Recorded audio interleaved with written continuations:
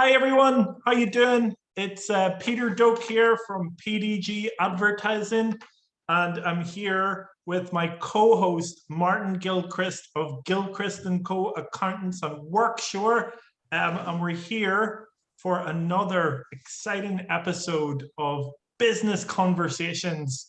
Every Wednesday, we talk about the hard-hitting subjects and topics that are on our mind and relevant across our businesses and hopefully yours, and we hope that you get some value out of it. Martin, how are you doing? How's things? You know what, Peter? I have been looking forward to this all week. I think the first conversation we had last week when we set out what this was all about was a lot of fun. I had a lot of fun. I hope you enjoyed it as well. I cannot wait to get into the meat of this because we've got a couple of interesting things to talk about tonight. Certainly do. I guess it's a great opportunity for us to maybe share some experiences and, look at what matters for business people in Northern Ireland, in Ireland, in the UK and beyond. Because everybody goes through the same kinds of things, and I find that by sharing, those things, you can learn. We can learn from each other, and totally learn. Martin, I don't know if you know, but last week we said at the start that it didn't matter if nobody watched it or if nobody liked it, but actually, we've had a fair few views on the YouTube channel. We're not up there with, I don't know, CNN or BBC or anything like that just yet, but a fair few people have watched it, and I really appreciate it. Were you expecting anybody to watch? Yes, I shared it far and wide, and I hope that someone would at least watch the first 30 seconds or so where we introduce ourselves. And the rest after that is all gravy. And it's funny because tonight is going to be all about that. Tonight's topic of conversation, or one of the topics of conversation, is visibility in business, which is incredibly important. What do you, whenever you say it's incredibly important, I agree. I definitely agree. What do you think it means? Visibility in business, what does that mean to you, and what do you think it means to people? Right, I'm going to tackle this from two approaches and see if I start going off in one, Peter, and I'm waffling on for too long. Give me a signal, reel me in, because I love this subject. Have you ever read a Wilbur Smith book? Not once. I know the name Wilbur Smith, and I've never read a Wilbur Smith book. They're action adventure type books, swashbuckling, tales out of Africa, all that type of stuff, and my son says to me, Dad, see those books you read, they're no nonsense. It's the same old thing, that they discover an ancient temple, they find the gold, the man gets the woman, and all this. It's just the same stuff, and there's like 20 books in the series. But Wilbur Smith was from Africa. That the actual writer was from Africa, and he writes a lot about his experience in Africa and Africans. And I note, or I thought, or I've read in one of the books that an African greeting is, I see you. That's how they say, how you doing? They go, I see you. And what that means to me is that sort of greeting is that what they're saying is, I get you. I want to see you. I want to talk to you. I am aware of you. I am that whole type of thing. The importance of being recognized for who you are and what you do and your importance in the community. That's what I see you means. That's why it's a complimentary introduction. Being recognized is important to anyone. We're social animals, we're social creatures. We need to be recognized, we need to be visible. But in business, you need to be visible because it doesn't matter how good you are. I am. Gilchrist and Co. is a fantastic accountancy practice. Michelle is one of the best accountants I have ever had the privilege of meeting. I believe I'm very good at what I do in the practice. I think we look after our clients incredibly well. I think we provide value for money services, creating real value. None of that means anything if nobody knows. Doesn't matter how good we are, if nobody knows about it, they can't benefit from it. You have to be visible. And on top of that, it doesn't matter about just us getting out there and getting our services and being able to provide people with the value that they need. But in order to learn from us, in order for you and me to do this, Peter, I had to be visible to you. You had to have the opportunity to come across me somewhere and to have a conversation and to find out who it was and to find out whether it's credible or not. In order for all that to happen, I had to find a way to get out into the world and present myself in such a way that you found it attractive enough to go, Martin Gilchrist, I would like to do Monday night conversations with you, or business conversations, or whatever the conversation is. That is all down to visibility. So from my perspective, visibility is incredibly important. Yeah, I would agree with all of that. There's two things that I find really interesting about what you said. One's easier than the other one. Speaking of visibility, we need to find a name for this particular video. So what is interesting, if something comes up, you know, and we think that that's quite cool or quite interesting, then we will likely name this video. It's obviously all business conversations. The last video, video 1, was called Business Conversations, but this video could be named it could be named I See You. It could be named anything like that. Business Conversations, the I See You episode, or something like that. So keep that in mind, because we need to figure out a name. And also, you know, I don't know if it's necessarily about visibility, but when you're talking about the Wilbur Smith books, about going off to adventure and things like that, I came across something a few years ago. I heard it came from hearing about all stories, like all films and all books. They all have, like, there's only 4 or 5 original types of story. So an example might be the Romeo and Juliet type story. The other one might be I don't know, the Indiana Jones type story, or those. There's certain sequences. There's a name for it. I can't remember what it actually is. But one thing that I picked up is the hero's adventure. Have you ever heard of this? No. So in books, you find a common thread where there's a hero's journey, a hero's path. So there's a main character, whoever that is, if it's Wilbur Smith or whoever his main character generally is, or whoever like that. But they follow a kind of a cycle. They follow a kind of a flow where they get some sort of a call to adventure. So they have some reason for doing whatever it is they do.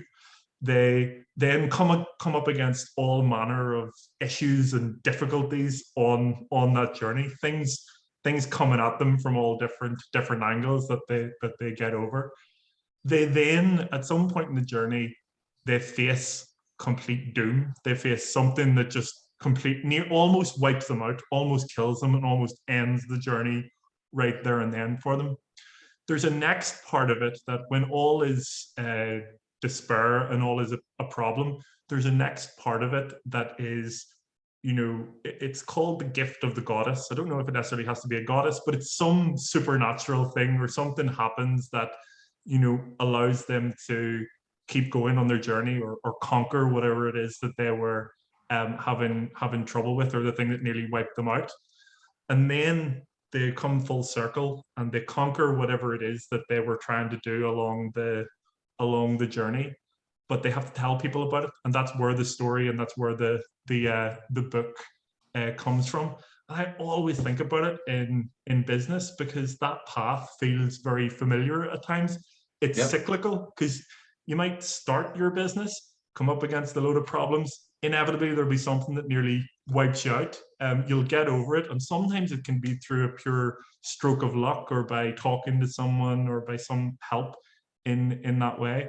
And then what happens is you want to then tell people about it. And that could be part of what we're actually doing here on Wednesday night business conversations. Mm-hmm. The other thing, that's a brilliant point. And I was following your explanation of the hero's journey there and applying it to every single Wilbur Smith book I've read. And that is pretty much the framework that they use. Yeah. So, and I hadn't realized that before until it's actually, sometimes the obvious isn't obvious until somebody points it out to you that this is, oh yeah, absolutely, that is the way it works. But one of the other thoughts that came up is in regard to visibility.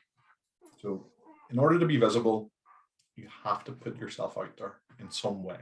We're doing it now. We're putting ourselves out there. The difficulty about putting yourself out into the world is it leaves you vulnerable. You're vulnerable to criticism, to ridicule, to complaint, to, you know, I have this expression that you give out £50 notes and you'll come across somebody who won't be happy. How did they get two £50 notes and I only got one £50 note? If I buy £50 note, Bank of Ireland, and they got Ulster Bank, right? You know, no matter what you do, you're going to upset someone. And it brings me back to something that actually happened this week. I'm still stinging from it. It actually, something happened during the week that genuinely shocked me and stung me and upset me to the bone. And I'm not going to name anybody. I'm not going to identify anyone because obviously that would be far from appropriate, and that's not the point of this. But I was I was really lucky to get an invite down to the co-founders awards ceremony in the Mac in Belfast. And I met loads of brilliant people there. You know, I met people that I haven't seen in 10 years, since way back from when business was just starting to kick off and I was getting out into the world and doing the type of stuff that I almost take for granted now. But when I started business networking, when I started going on things like Propel, more than 10 years, maybe 12, 15, it was scary how long it had been since I'd seen some of the people. And we were having great conversations, you know, and every time I turn around, somebody would tap me on the shoulder and go, Martin, how I haven't seen you, and all that great stuff. And as a matter of fact, there was one point in the evening where I'd met a friend of mine called Carlos. I hadn't seen him for a long, long time. He's now a mentor on the Catalyst Co-Founders program. And we were laughing so hard that we were bent over and our eyes were streaming. We had to get hankies to clear our eyes because of the laughter. Nothing. I couldn't repeat the joke, but not because there was anything wrong. But I'm not absolutely sure what it was we were laughing at. We're just joyous evening. And right towards the end of that evening, somebody came at me and they were angry, incredibly angry about something that, in my view, they've got the wrong end of the stick, or a misrepresentation or misunderstanding of something that they felt I'd done wrong. I feel they were entirely wrong in their misunderstanding, but they were ripping. And they had set their mind. It's like they were really coming at you. Yeah, they were. I couldn't believe it, because this person, I had never expected them to be like this, and I thought I had a really good business relationship with them and all this type of stuff.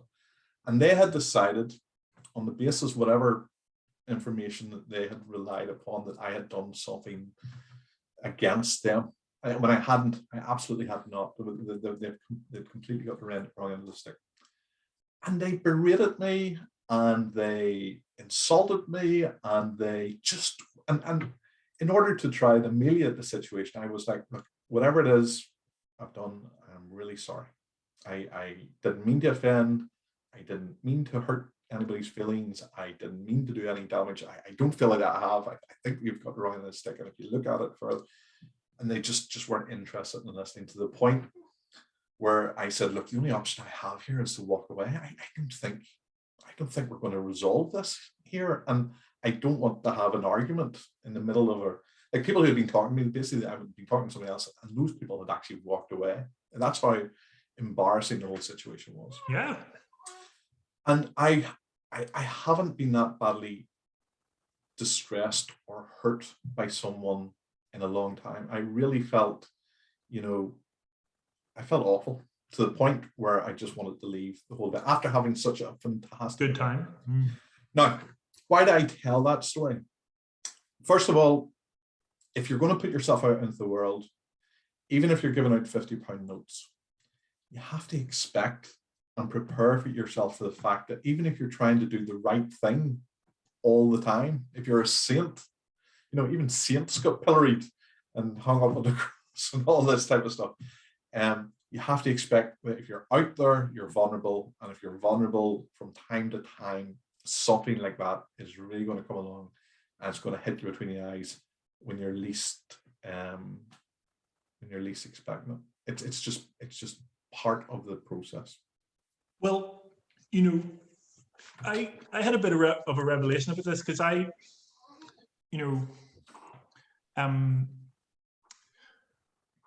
we all try to be bulletproof all the time. So we all, or I always did.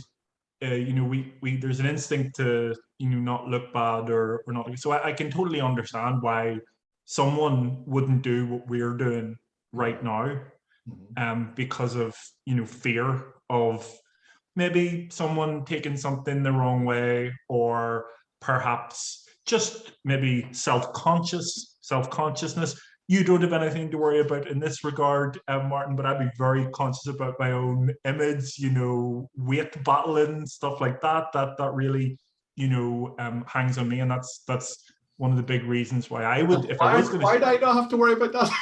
Well, we all worry about that. We all have that worry. That's a demon that I would definitely battle when putting this out there. But here's the real deal, though, and it's a real weird one, and maybe everybody knows it, maybe you know it, but I was told this a while ago. Vulnerability equals trust a lot of the time. So that's a weird matchup. I don't know why. I don't know why being vulnerable can help people to trust you. It could be that you just laying it bare and saying, this is who I am and what I'm doing. Trying to not be vulnerable all the time is impossible, and maybe comes across as fake. But that vulnerability and that hesitancy is probably a reason why you should get out there and do things, for a whole bunch of reasons. Getting over the demon that I have about weight loss and looking fat on screen, which is what I would think. It's way outbalanced by the joy of talking to you, the joy of putting out a message on YouTube, on LinkedIn, on all of that, and it's just better, So I think the advantages of putting yourself out there far outweigh the feeling vulnerable or feeling silly or feeling stupid. So I also think you've got a limited time on the planet. You've got a limited time here, and why not tell people what you're about, because no one else is going to do it for you. Literally nobody else cares about your business as much as you do. So being able to say something is a gift, and I think that anybody can do it. I often, my last point on it is, I often come across people who I think, you would be amazing at putting yourself on a camera or talking about your subject, and I've chatted to them about it before, and they're afraid, and they're very shy, and I'd love a magic switch to get people over that, but that is definitely a thing. It is definitely a thing in regards to visibility. Yeah, I think you are, and we've both been a wee bit raw here. We're bringing up raw subjects. I think there's a lot of honesty. Business conversations on a Wednesday night. Where else would we do it?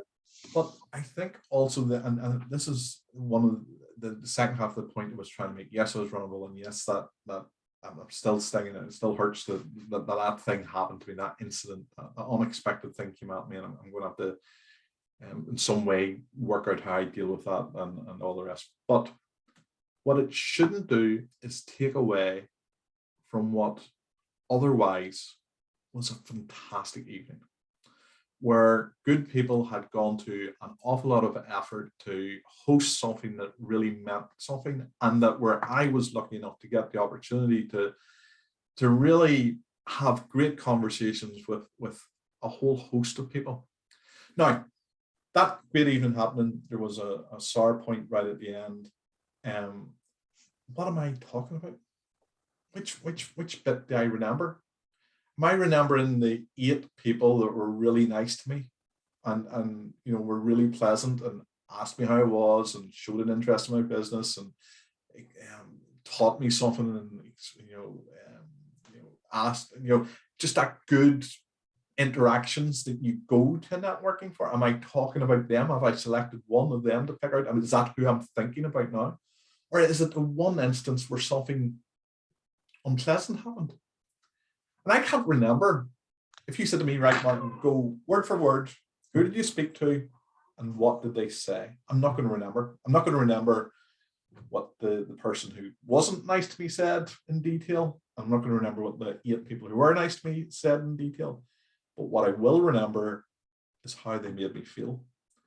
And I'm definitely not going to forget how the person who made me feel, who hurt me, or who made me feel unpleasant, who made me feel whatever those feelings are, angry to an extent, that's I'm never going to forget that. So when you're putting yourself and your business out there, you do have to be mindful of the fact that you're not accidentally hurting someone else, that you're not accidentally angering someone else, you're not accidentally or unintentionally upsetting people. I know you can't do that all the time, but it's so easy to be a bit flippant or to disregard something that someone said, or to be a little bit hasty or contradictory or condescending. Those are traits that we can do almost without thinking about it. Whereas one kind word, one compliment, one piece of advice, one bit of support, that could make all the difference to someone who's maybe having a bit of a bad day and you don't even know, or is worried about doing a public presentation, and you just give them that little bit more confidence. They may not remember what you say, they'll definitely remember how you made them feel. And that's a big thing I took away from that event that night. The bad feeling is still with me. The 8 good feelings, I can remember laughing my head off and literally tears streamed down my eyes. But which one had the biggest impact on me? Which one will stick with me the longest? And I think you need to be mindful of that when you're thinking about the visibility of your business. Isn't it funny in business? It's not. I hope I don't sound like the doom. I think last time we were talking about, what hardships did you have in your business, and it's certainly not my attention because I love business and working commerce and networking relationships, all of that in the business world. It's a joy. I'm just fascinated by the roller coaster, the literal roller coaster that you've just described. Of at one minute it's high, it's euphoric. It's so good because you're in the zone. You might be just in that place of networking where you're meeting up with, and then just through no fault of your own, through nothing that you've intentionally done, in a split second it can just go right down again, and it just goes like that. I find that absolutely fascinating. The roller coaster analogy is so good, the comparison to it, because it can be up and down. Kind of makes it very, very exciting. Not that you want the excitement whenever you're in that lower slump, but I guess the thing that I'm learning is that it comes right up. Speaking of visibility, where do you think is good right now as we sit in business conversations on Wednesday night? Where do you think is good for visibility these days online? Where do you think's getting attention? They're saying TikTok's the big place if you want to get hundreds of thousands of views. I don't know. I'm not even sure how I would use TikTok. And I went on briefly, and it was people doing wee dances. Yeah. I'm told that isn't all that it is, but I'm not sure how I would use TikTok. From my perspective, yeah, and I appreciate, Peter, you've asked a question online. Where do you get visibility online? I don't think you should restrict yourself to that if you feel, because it is about visibility for your business. So if you thought there was somewhere else that's better. The visibility, I think, that's important to my business, the business that Michelle and I have, Gilchrist and Chartered Accountants, is the visibility when I see you. I see you, you know, I see you, Martin, I see you, Michelle. It's a one-to-one visibility, but so that you can have one-to-one conversations. There's no point in me talking to 1,000 people if only none of them are listening. You know, put out this video or whatever it is I do. I put a post up, or sometimes I talk about events I'm going to and record it, and maybe somebody sees it, but they're not listening because it's just more noise in relation to everything else they do. So what I'm finding, or my personal experience with Gilchrist & Co, is that the real value comes from one-to-one conversations. And today is an example of one-to-one conversations. So as well as doing my day job, I was very lucky that I was invited out for coffee with Catriona. And Catriona is an author, and she's just published her first book. And sorry? That's great.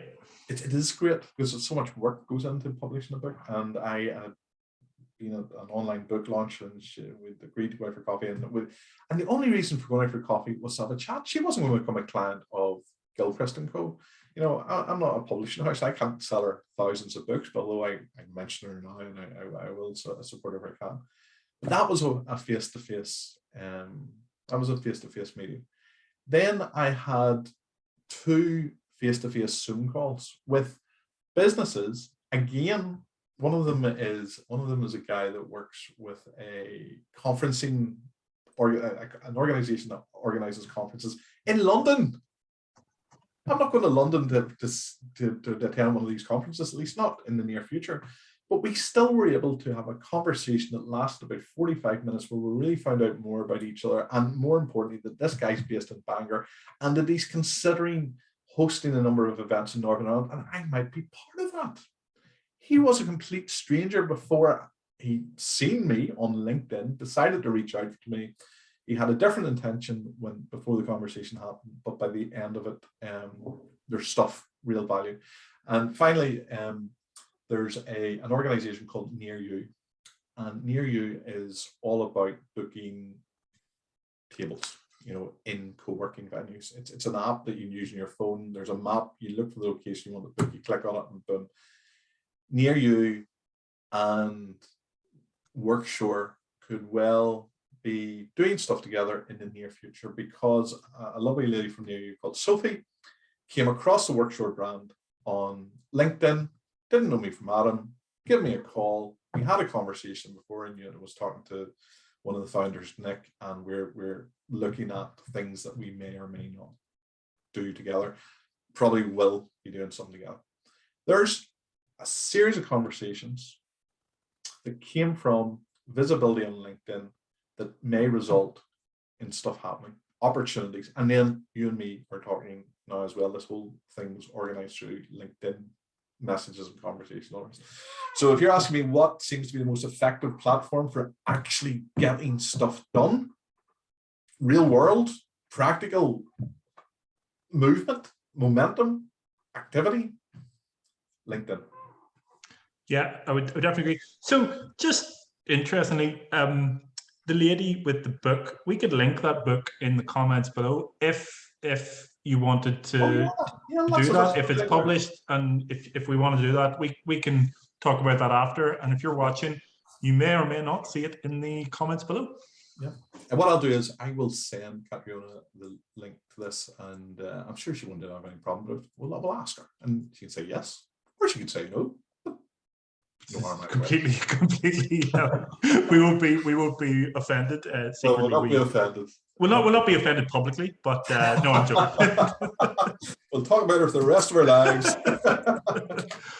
Martin, I want to, if you wouldn't mind, switch gears almost completely. What are your thoughts on work from home versus work in the office? I'm gonna clarify it or try to put a little bit of context around it. We've had it before where people can work from home. We had this thing that we don't really talk about on this podcast or ever over the last 2 years or so, a global pandemic, and that accelerated working from home, and it just became A, essential, and B, the realization was that, oh, that's possible. We can do that. Hopefully we're coming out of this now, and hopefully things are getting back to some level of normal. So I'm seeing now a little bit of a divide, a little bit of a change in the everybody can always work from home thing to some people saying work back in the office. I'd love your take on it. Well, the analogy that pops into my head is rabbits in hutches. Nobody wants to be stuck in that wee square hutch for the next 20, 35 years of their life, looking at the same four walls, doing what they did yesterday and doing the same thing again tomorrow. We all want the freedom of the rabbits that are currently running about my garden outside, digging wee holes all over it. But that's the problem. If you have rabbits in hutches, they're doing what they should be doing, looking cute, eating their carrots, not really making a nuisance of themselves, being lovely rabbits, doing what rabbits should be doing. The moment you give them freedom to go crazy, they're digging holes, they're eating stuff they shouldn't be eating, they're making more rabbits. There's all that nonsense goes on. And the question has to be asked, is productivity maintained? Now, I haven't read the article in full, but I see Elon Musk, the Lord of Mars, or part of what prompted this question. Yeah, he wants people back in the office. Apple are trying to bring people back in the office, although they're having to capitulate a little bit because of the pushback. Northern Ireland Civil Service still isn't back in the office. You know, and I can understand why they don't want to go back into the office. If I was them, I wouldn't want to go back in the office, but they're not back in the office yet. But the question is, how do you maintain the control, the organization, the productivity, the oversight, the security, and all the good stuff that comes from people being working in offices? And I think that's something that still has to be resolved. I will never, we have an office down in Belfast, down in Kensington Gate. As a team, the team we have now in Gilchrist and Co has never all been in the office at the same time. Our staff at the moment have the two members, we've had 3 members of staff since COVID. None of them have ever worked in the office. You know, none of them have come in and sat at it. 4 members of 4 have actually come in and worked in the office. They have all worked remotely. Now, we had the luxury of using VR Park and a virtual office and all that type of stuff, but they tend to work remotely. But I just have this niggling doubt in the back of my mind. Could we, would we, should we have been more productive by, well, as soon as we could get everybody back in the office, bring them into a place where we could pull together as a team and where I could define the leadership and the structure and all that good stuff, rather than leaving them sort of to their own devices to try and work out stuff by themselves. So I'm not, somebody I don't know. I don't know. Fair enough. My take on it has evolved. So in digital advertising, effectively, you can do it anywhere. You know, you could, I had visions when I started this sitting on a beach, like with the laptop, cocktail in one hand, sun rays on the other, on laptop, and just sort of tapping it and getting, you know, everything done that I needed to get done. But that's not realistic. That's like trying to blend the it's trying to blend the relaxation and the work. And I think, and maybe in years I'll be proved wrong with it, but I don't think if I go to Elon Musk as an example, I don't think Elon Musk created the world's biggest electric car company. I don't think he, created the rockets that managed to land themselves through remote AI on their side on ships on the sea that's moving. I don't think that was done working from home in isolated in a cave. I think that's done through collaboration, through working together, and through doing it in an environment. I love the thought about the rabbits, because who wants to be stuck in a hutch? But if the rabbits, if I was a rabbit and I was let free to go anywhere I wanted, I would go anywhere I wanted. I would go and dig holes under your house, probably, which is what seems to be happening. Has come up a couple of times on this podcast. Yeah. One of my things. But that's the thing. I don't want to be stuck in the house doing anything. I think if you're going to do something, you need to be pushing towards doing it. And I'm not convinced that you do that with the working from home vibe. I like it. I like working from home at times. I like the sort of relaxing feel of it, but it certainly doesn't make me more productive. I'm definitely more productive when I'm in, an environment that suits and focuses what I'm doing. I think you see it in top flight people and top flight things. Like even in things like playing football, where all the team members have the right strip on. They've got they're coordinated. They've been training together. They've been collaborating together. They go out for the match focused together to go and take on their opponent. And in business, I don't think there's any difference to that. So I'm now falling on the side of it's not a good thing to not have some sort of structure and some sort of focus in what you're doing. And I think we could be coming up to a very difficult time in the next couple of years. For one reason, because of that. And I know also that the tide of opinion is probably against me as well.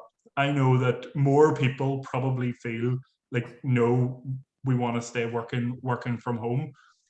But I think if those people really looked at it and really thought about it, what are we achieving? We might be achieving comfort, but is that good? Is that productive? Is that productive for myself if I want to advance and go forward?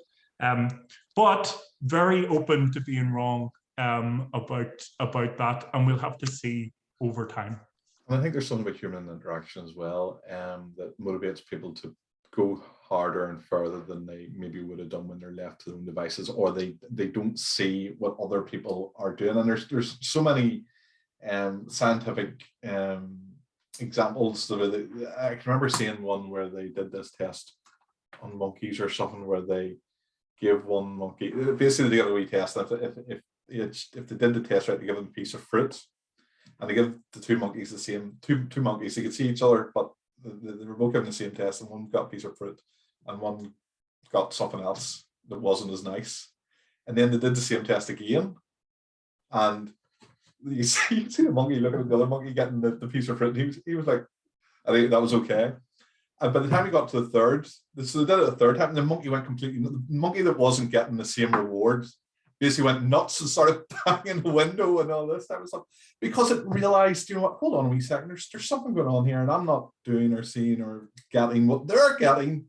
Why not? And there's something about that being aware and being part of something, that collegiate sort of thing, where you realize, you either have to step up or you need to pull other people along with you, and that's very hard to do when you're isolated from each other. So I think there has to be some sort of mix. I'm in favor of hybrid working. I'm in favor of this idea that, yes, give people the flexibility to be able to do their own thing if they need to get out of that highly, if they feel they're being burnt out in the office because of bad relationships or the stress of work, and they need a quiet environment where they can just sit down and get work done. That's a good time to let them work from home. But at the same time, there has to be a point where you bring people in and say, look, we are a team and we're working in this direction. And Martin, how are you getting on with your bit? Well, I watched the whole of Star Wars, and I've put on a stone, and there has to be somewhere you bring the team together. So I think we're going to end up having a bit of both. Co-working space is going to be an important part of this. Technology is going to be an important part of it. But I think the face-to-face, real-world activity of bringing people together. Otherwise, things like digital DNA, which I'm going to on the 14th and 15th of June. Why would I bother going down to Belfast, traveling in through traffic, paying the expensive parking fees, to walk around a big hall with a load of strangers? Why would I do that if there wasn't something so important about that, actually being involved with people and being able to shake their hands and, in some cases, hugs, and laughing until tears are streaming down your eyes and all that type of stuff. That could all be done on Zoom. There's something about, I don't know what it is, but it's within our nature, it's within human nature that we do need to get together to work as teams. Yeah, without a doubt. And Martin, we're probably going to come to the end very, very, very short of this pod, not of everything, of this podcast, of this video cast very, very shortly. Something else came up, and it's not something we've talked about recently or maybe ever before, but I was thinking about it this week, and I thought you'd be a good man to ask about it. What is the best example of a sale or sales that you've ever come across? It could be someone selling to you or someone calling you up. Has anybody ever just, you've said, yeah, that worked. That was the right approach, and that worked. Now, I'm not trying to open the floodgates for people to use this approach on you, whatever it is, and I'm just interested in what your thoughts were. There's been, I can't think of a time where there's been a real, knocked my socks off. That person said something that completely changed my mind, and I have to buy that product. I'm trying to think, was there ever something like that? And the short answer is no. But there have been people that over a period of time have gained my confidence, have gained my trust, and when I needed their service or product, I went that they have to be the go-to person. So, for example, Peter, if I ever wanted to, or if we had the budget to use Facebook marketing and it became something that we needed, obviously you're going to be the first choice in regard to that, because I know I can trust you. And I think there are people that do that very well, that they realize it's not about the sale. It's not about selling to someone the first time you meet them. And it might be that some industries are like that. Maybe car sales have to be like that. Maybe insurance people have to be like that. I don't know. There's a guy called Yul Campbell, and Yul Campbell works for WPA. WPA is a health insurance provider. Good guy. I knew Yul for about 5 years. Before I even thought, I never thought that private health insurance would be something that I would be considering. But once Gilchrist and Co became a limited company, once we realized that the health service here is actually struggling, and maybe it's better to take a bit of the burden off that and find other ways of ensuring that people that really need the services are getting it, and we get ours somewhere else. Hopefully I'll never need my WPA. But when I did decide that I needed health insurance, it wasn't about the insurance. It was about who did I know that I trusted that could talk to me about that. And I already trusted that guy because he had, just in the same way that you have, Peter, he had given me his time. He had always been courteous and friendly and conversational. I never felt that my queries or I never felt that it was a burden to him or a nuisance in any way. Sometimes people can feel like that. That I've spoken to you long enough now, and I'm going to go in and speak to someone. I never got that sense of him, and every single time I met him, he was the same. So he was always consistent. He is always consistent. The last time I spoke to him, he was brilliant and really helpful and answered all my questions and took as much time as I wanted to answer any questions that they have and deal with any matters that have risen. And he was brilliant. That for me is good sales. That's exemplary, or the way it should be done. And I hope that that's what I do as well. That's in the back of my mind when I'm talking to people. I appreciate that this is fun. We're having this conversation because it's good fun. But also what I hope we're doing is we're presenting ourselves to the world, to anybody who watches us, and that people get a sense of, well, that Martin Gilchrist is the same Martin Gilchrist that I met 5 years ago, or anybody that met me down at the co-founders conference and hadn't seen me in 10 or 15 years, when they meet me, would still go, Martin's a nice guy. He is professional. I haven't heard anything bad about him yet, or Gilchrist and Co. I haven't heard any serious complaints about those people. And in fact, anybody I see talking about them on social media or face to face are always complimentary, because they're doing what they say they're going to do, and they're doing it well. That for me is a real process. Very, very, very interesting. So, trust, consistency, authenticity, all very, very, very important. It reminds me of, I don't know if this is the best first seal, but definitely the best second seal that I came across was blinds. I don't know if you're a blind salesperson watching this, or you sell blinds, or you just like blinds. I think blinds are boring. Like, buying them is a grudge purchase to me. So I find no joy in it whatsoever. But I bought blinds for my office, previous office we had in the City East building, and they were perfect. Actually, they were slightly wrong, but not because the company had sent them out incorrectly, because I had made a mistake on the measuring of the blinds. So the error was my own, but they took care of it immediately. I got the new blinds out within a few days. It was totally fine, and they did it with no hassle whatsoever. Now, the reason why I say that the best second sale is they kept in touch. They did what they said they were going to do, and they kept in touch through email marketing. So every week I was getting an email. I'm getting an email from this blinds company, and you're talking between getting one set of blinds and the next, which was a new office. There's a long period of time there. So I've probably seen about 100 emails from this company, and I am quick to the trigger on unsubscribing to anything, because I get bombarded in my inbox. So Peter, I need blinds, and so I've got a property I need to get blinds on. Would you recommend these people? Are you happy to give them a shout out now, or is sure, Blinds to Go? Just Blinds to Go. They're a huge company, really, really, really, really good. But I've seen so many of their emails, and I didn't get fed up with them, and it was because they just did well, and they didn't bore me, even blinds, on a topic that I just do not care about, and still don't care about, even though I'm talking about it now. I thought it was pretty amazing. So that regular interaction and follow-up, and knowing that they did what they said they would do, and actually when something went wrong that was my fault, they sorted it out. That was pretty cool. The best first sale that I ever saw, or ever experienced, was my car, my first car. I remember going to Ballinderry Motors, a wee car garage in the middle of nowhere, somewhere between, I don't know, Moira and Lisburn, just off the main road.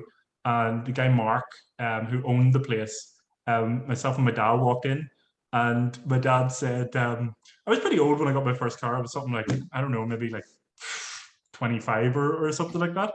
And I walked in with my dad, and my dad still treating me like, the 18-year-old or the 17-year-old. My dad still treats me like I'm 48. Yeah, so does mine, and it's fantastic. But he walked in, and my dad said, "Do you have a car? Do you think you have a car for this fella?"